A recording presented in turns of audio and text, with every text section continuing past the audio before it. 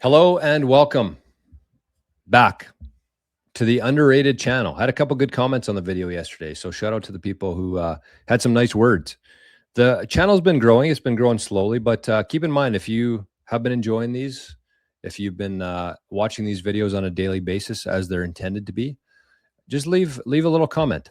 It's important. I don't care if you like, I don't care if you subscribe, but leave a little comment saying that you've been enjoying them, because it gives other people who are potentially about to watch the video, gives them a good understanding that their time is going to be worthwhile. So today we're kind of going off of yesterday. We're still talking about the definite chief aim here. We're talking about self-confidence and organized effort. And I titled this one, Put All Your Eggs in One Basket. And we got a really good quote here from Andrew Carnegie talking about putting all your eggs in one basket, which is kind of what we've been talking about during the live stream today. Hi, Arnie. And we're kind of going down the same road of what's the difference between successful people and what Napoleon considers to be failures. And again, this book was written back in the 1920s, back when the world was a much different place, when we are actually on a hard money standard. And he basically says that failures, 95% of people are failures. 95% of people. I think that number is probably higher now. If you look at how many people are very distracted and just walking around aimlessly for a lot of different reasons. I think the fiat dollar has really destroyed people's psyche. It's destroyed a lot of societies, and it's got a lot of people addicted to things that are very harmful. And so I think that 95% would be a low end of the scale right now. I'd say it's closer to 98, 99% of people are failures. But Napoleon defines a failure as somebody who hasn't found their proper niche in the world's work. So if you consider what the world looked like in the 1920s compared to today, he called somebody a failure if they hadn't found their proper niche in the world's work. And I feel like back in the 1920s, the options and the opportunities were far less than they are today. You got people now on YouTube talking about specific shows, like Rajat talks about all the time, but he says that there's a channel who specifically talks about Breaking Bad, the show, the TV show. The whole channel is dedicated to talking about and breaking down the Breaking Bad TV show.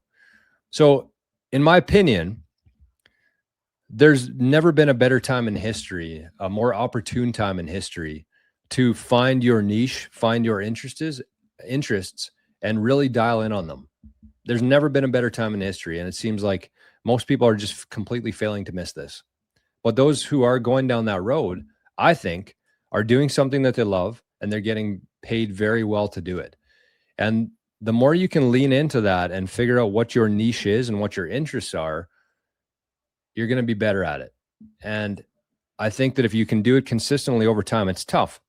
You know, we've been talking about leaving your job, and I'm actually going to share a video on the channel today talking about a little bit of change of mind in that, in terms of leaving your job right now. So keep an eye out for that. But we've been talking about that and how important it is to find something that you enjoy doing and really just lean in on that and focus. So we're going to listen to this video. It's only about 4 minutes long today, I believe, but some cool stories in here, more cool stories and more cool ways to think about this stuff. And that's why I love Napoleon Hill, because he'll come up with a topic. Like we've kind of been talking about the mastermind principle and the definite chief aim now for probably 3 weeks. And the reason why I like Napoleon so much in his writing is because he doesn't just talk about something once and then move on from it. He talks about something and he explains it in 5 or 10 different ways. He tells stories so that people can relate to it. And even if you miss it the 5th, 6th, 7th time, maybe the 8th time, it clicks. And that's kind of the same approach that I take to my shows and the content that I put out, is because you never learn anything from just hearing it once. So this is kind of going further down the road into a definite chief aim and the importance of it. And I'm going to talk about the aura of a person and how it relates to this. So let's watch this right now. Definite chief aim, who has the courage to back up that purpose with action. Even a balky horse knows when a driver with a definite chief aim takes hold of the reins and yields to that driver. When a man with a definite chief aim starts through a crowd, everybody stands aside and makes a way for him. But let a man hesitate and show by his actions that he is not sure which way he wants to go, and the crowd will step all over his shoes and refuse to budge an inch out of his way. Nowhere is the lack of a definite chief aim more noticeable or more detrimental than it is in the relationship between parent and child. Children sense very quickly the wavering attitude of their parents and take advantage of that attitude quite freely. It is the same all through life. Men with a definite chief aim command respect and attention at all times. So much for the psychological viewpoint of a definite purpose. Let us now turn to the economic side of the question. If a steamship lost its rudder in mid-ocean and began circling around, it would soon exhaust its fuel supply without reaching shore, despite the fact that it would use up enough energy to carry it to shore and back several times. The man who labors without a definite purpose that is backed up by a definite plan for its attainment resembles the ship that has lost its rudder. Hard labor and good intentions are not sufficient to carry a man through to success. For how may a man be sure that he has attained success unless he has established in his mind some definite object that he wishes? Every well-built house started in the form of a definite purpose, plus a definite plan in the nature of a set of blueprints. Imagine what would happen if one tried to build a house by the haphazard method, without plans. Workmen would be in each other's way. Building material would be piled all over the lot before the foundation was completed, and everybody on the job would have a different notion as to how the house ought to be built. Result, chaos and misunderstandings, and cost that would be prohibitive. Yet had you ever stopped to think that most people finish school, take up employment, or enter a trade or profession without the slightest conception of anything that even remotely resembles a definite purpose or a definite plan? In view of the fact that science has provided reasonably accurate ways and means of analyzing character and determining the life work for which people are best fitted, does it not seem a modern tragedy that 95% of the adult population of the world is made up of men and women who are failures because they have not found their proper niches in the world's work? If success depends upon power, and if power is organized effort, and if the first step in the direction of organization is a definite purpose, then one may easily see why such a purpose is essential. Until a man selects a definite purpose in life, he dissipates his energies and spreads his thoughts over so many subjects and in so many different directions that they lead not to power, but to indecision and weakness. With the aid of a small reading glass, you can teach yourself a great lesson on the value of organized effort. Through the use of such a glass, you can focus the sun rays on a definite spot so strongly that they will burn a hole through a plank. Remove the glass, which represents the definite purpose, and the same rays of sun may shine on that same plank for 1,000,000 years without burning it. 1,000 electric dry batteries, when properly organized and connected together with wires, will produce enough power to run a good-sized piece of machinery for several hours. But take those same cells singly, disconnected, and not one of them would exert enough energy to turn the machinery over once. The faculties of your mind might properly be likened to those dry cells. When you organize your faculties according to the plan laid down in the 16 lessons of this reading course on the law of success and direct them toward the attainment of a definite purpose in life, you then take advantage of the cooperative or accumulative principle out of which power is developed, which is called organized effort. Andrew Carnegie's advice was this: place all your eggs in one basket and then watch the basket to see that no one kicks it over. By that advice, he meant, of course, that we should not dissipate any of our energies by engaging in sidelines. Carnegie was a sound economist, and he knew that most men would do well if they so harnessed and directed their energies that some one thing would be done well.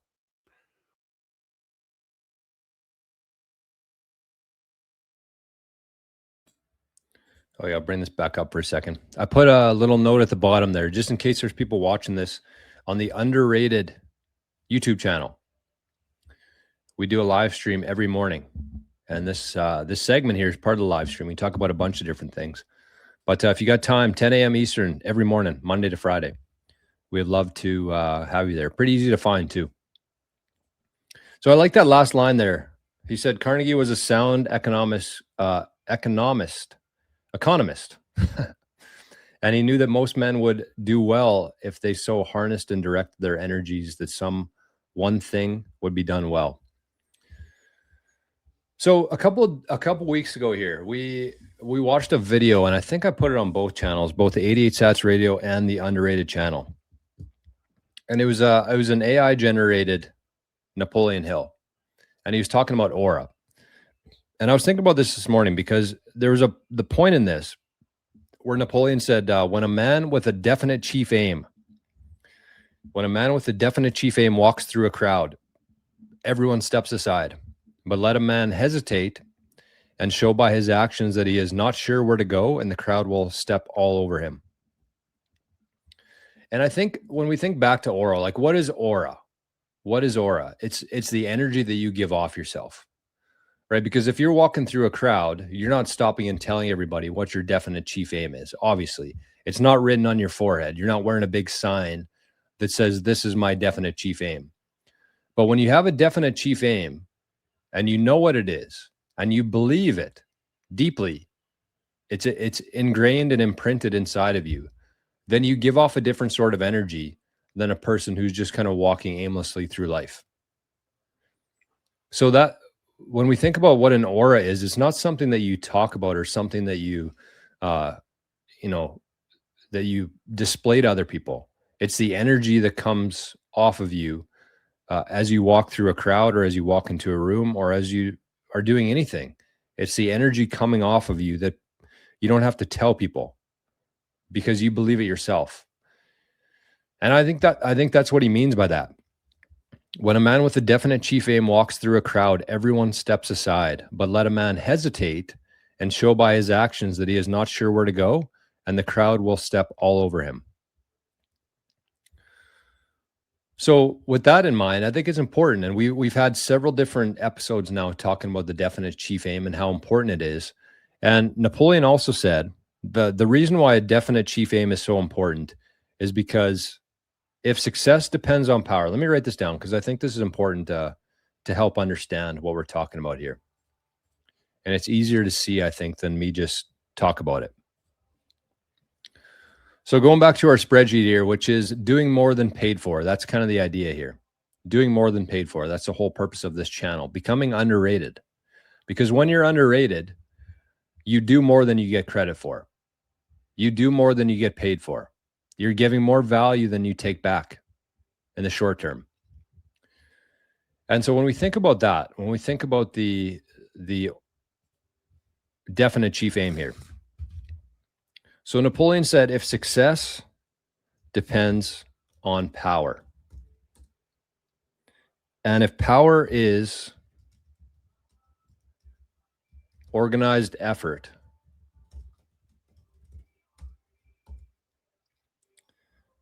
and if the first step in the direction of organization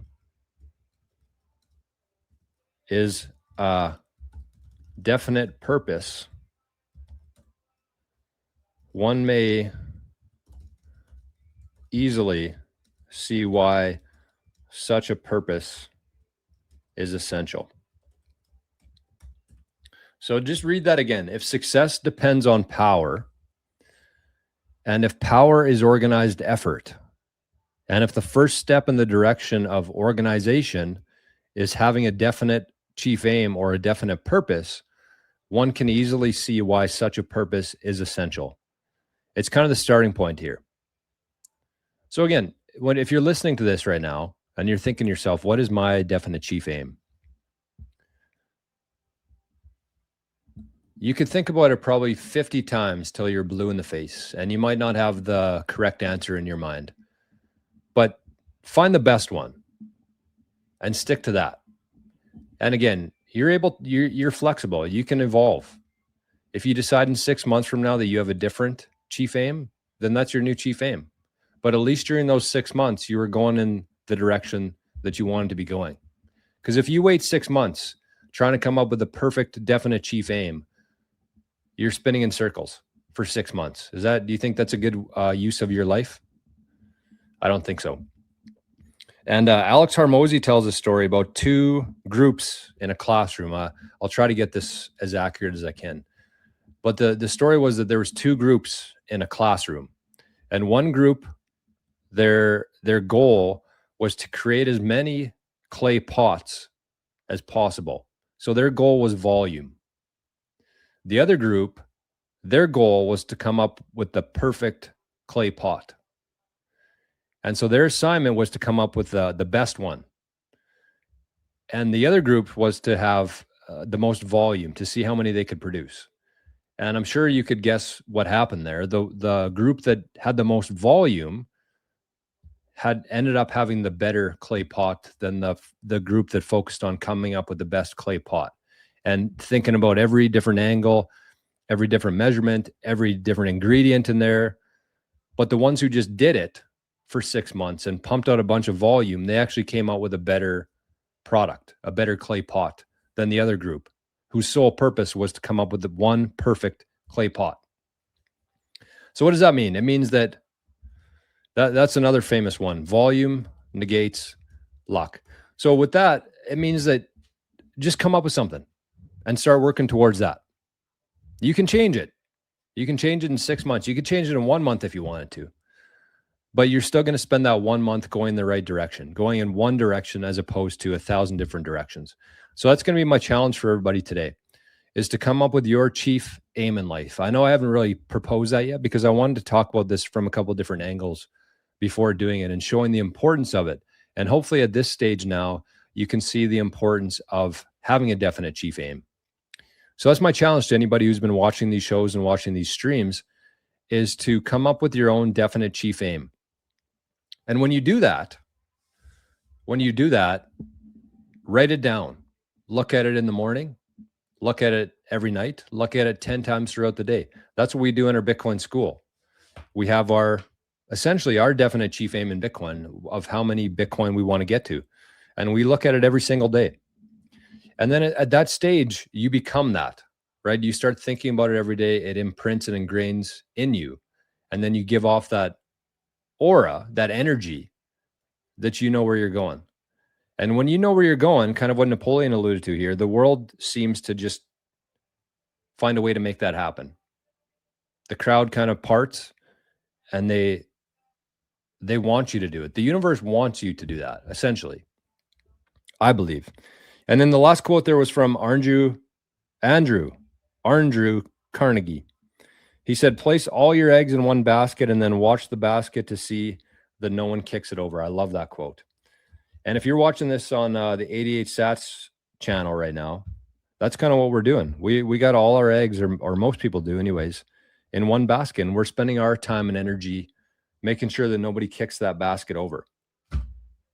Instead of having some money in the stock market, some money in the real estate market, some money in the bank account, some money in gold and silver, a little bit in Bitcoin, some in crypto maybe. It's too many things, too many different directions, too many things to look after. You can't really focus on one thing. And so here with Bitcoin, you got all your eggs in one basket, and your sole job here is to make sure that nobody kicks that basket over. So that's what I got for you today. Again, if you've been enjoying these segments, leave a nice comment. Or if you don't like them, leave a comment too, because then more people will see it. Nah, don't do that. There's a quote from a restaurant I used to go to that said, if you enjoyed the food, tell your friends. If you didn't, tell the kitchen staff, which means you should be spreading good news and good words. But if you don't like something, then talk to somebody in private about it. Not that I expect you to send me a message or whatever, but spread good news. Spread compliments, spread love. So that's it. If you want to send some value this way, somebody sent a big zap the other day. I don't even know who it was. They didn't leave a message with it. But whoever sent that, thank you. I very much appreciate it. So that's it. Hope you enjoyed it. We'll catch you tomorrow. Bye-bye.